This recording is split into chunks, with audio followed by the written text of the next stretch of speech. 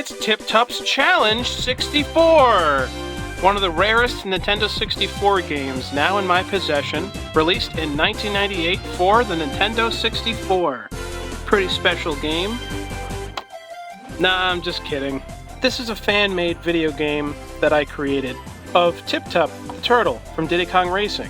This is my concept idea if he had his own video game, other than appearing in banjo-kazooie and in Diddy Kong Racing and in banjo-tooie. TIP-TUP'S Challenge 64. Back in the day, Tip-Tup became probably the most popular Diddy Kong Racing character other than Banjo and Conquer the Squirrel. This is my fan art that I made for a concept game, a fantasy game. Here it is in all its glory. Side label.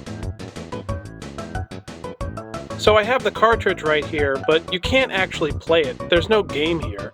But at least I made a cartridge for the game, so it's kind of like a fantasy come to life.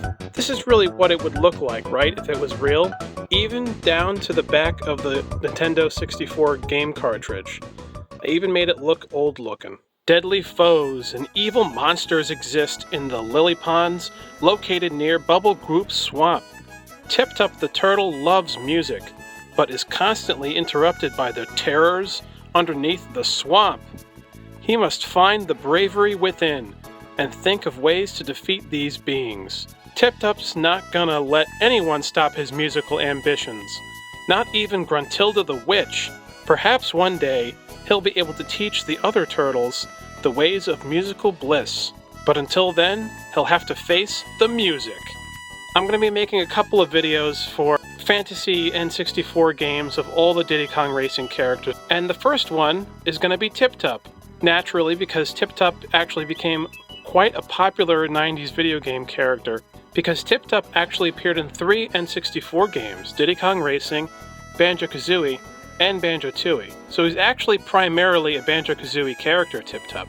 I mentioned Bubble Gloop Swamp, which is located in Banjo-Kazooie. And in Banjo-Kazooie, Tip-Tup lives in Bubble Gloop Swamp. So that's his home, or it becomes his home after Diddy Kong Racing. My fantasy idea is that this game could have been released the same year that Banjo-Kazooie was released in 1998. This way, you know, all the events of what happened with Banjo-Kazooie, Diddy Kong Racing, Tip-Tup's Challenge, they're all happening around the same exact time period. I mentioned he must find the bravery within, because Tip-Tup to me seemed like kind of a frightened character.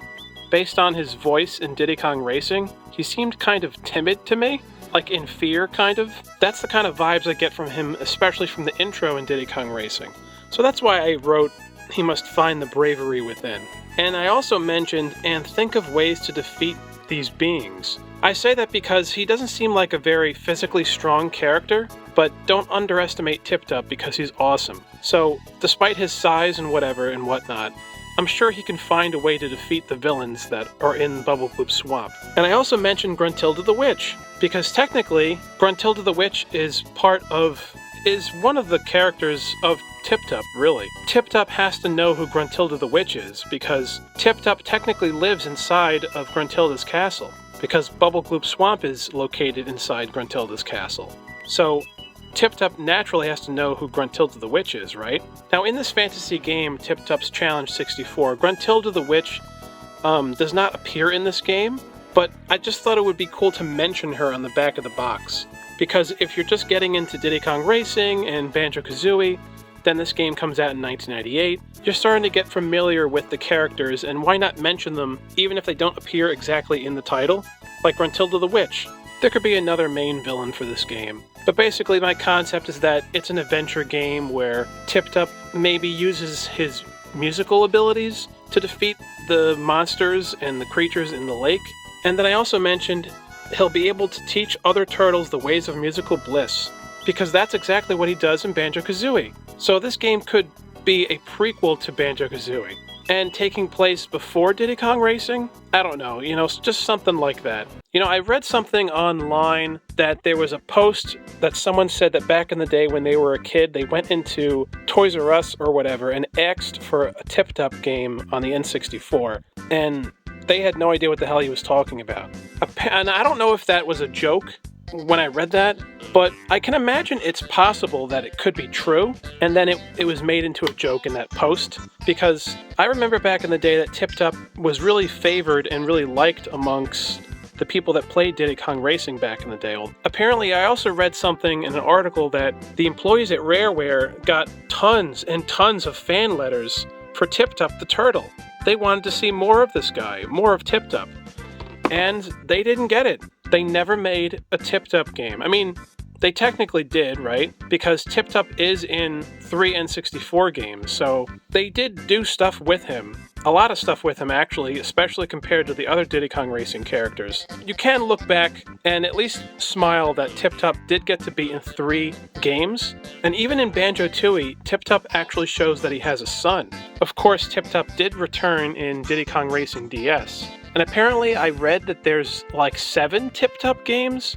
And I don't really know what those other ones are, but whatever they are, they probably don't really count, right? They're probably just some weird stuff or little tinny kind of games. They're not really Tip-Tup games. I mean, I don't know. I made it important to put the Kids to Adults label here because that's what the original label for before E for Everyone existed. Back in the 90s, the mid-90s and late 90s, it was Kids to Adults, and then eventually in the early 2000s they changed it to E for Everyone. So to make this box art seem more authentic, I kept it the way it looked during the late 90s era. Pretty cool, right? Kids to Adults? I always loved that.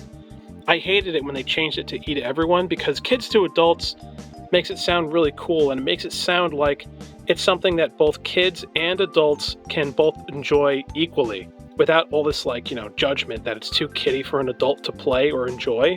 But changing it to E to Everyone, it loses that parent-child relationship, because back in the day, if an adult was going to buy this game and then the parent sees the Kids to Adults label, the adult might be like, oh, this is cool, this is something me and my child can enjoy together, and not just for a kid to enjoy.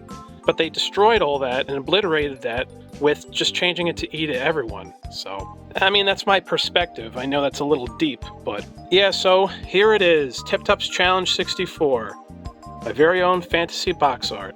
Another really neat, interesting piece of history for anyone who grew up in the late 90s. A lot of people were comparing Tip-Tup his character to the character of Croc, the PlayStation platformer character. Always loved Croc back in the day, and there was only Croc 1 and 2.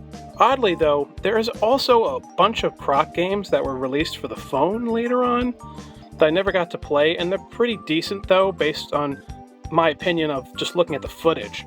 But everyone always remembers the 2 Croc games on the PS1. Doesn't his design look like Tip-Tup? You know, his big eyes and his big green snout.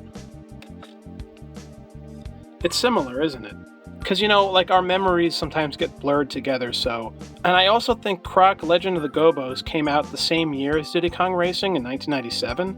So, in that same year, our memories got blurred together for some people. And some people thought Tip-Tup was Croc, and Croc was Tip-Tup, and all this kind of stuff. But it was really cool, actually, because there was 2 great green animal characters on both the PlayStation and the Nintendo 64. I can just open up the box, put the cartridge in. Now it has a nice little home. A game that I made that you can't even play, but I made it because it's the fantasy, The fantasy of, wouldn't it have been amazing if this was released, if this was real? But at least we can use our imagination and think of what the game could look like in our minds. And I used to dabble in video game programming back in the day. I did make one video game back in the day, in the 2000s, but I lost it. So I used to dabble with it, but I never fully got into it, and maybe one day I will. But I'm an idea man, so if any of you people who, make ROMs or hacks for the Nintendo 64, if you want to take my concepts for the Rareware characters having their own games, then go ahead. Make Tip-Tup's Challenge 64, I don't care. I'm quite alright with that. You can even use my box art if you want. Completing pieces of our childhood through the act of fantasy. Please like and subscribe, and please hit the notification bell so that you don't miss any of my uploads. Let me know what you guys think. Thank you all so much for watching. And never forget the lovable Rareware characters of the 90s, because there are ways that we can make them live on. My name is SuperPat98, and thanks for watching!